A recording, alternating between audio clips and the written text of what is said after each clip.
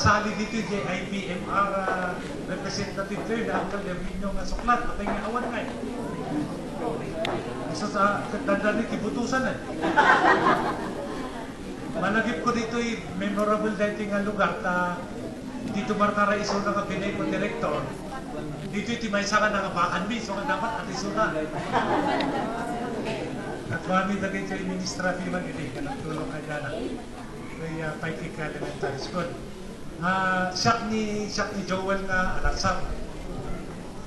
Siyak ni Marites tatay ni Imelda nga nag-graduate nga politiko.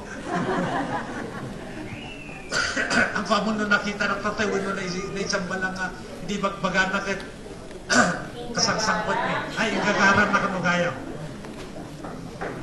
Kada tayo amin nga membro tilab ni Mulitas na pintas man ta ni datoy kayo man nakikita manan. Kuli dagida tunga kat barbarong arupa. Dagida tunga kat hanyagarot, dagida padak kada bumaakit. So, well, nakamiti anak, nakamiti apo, ti apo ni Piling. Piling anak ni, may isang anak ni Sabina kanina Mulok. Ni Mother Me, kat ti ama ni Mother Me, taga Buntok Talubin, Jamontin Province.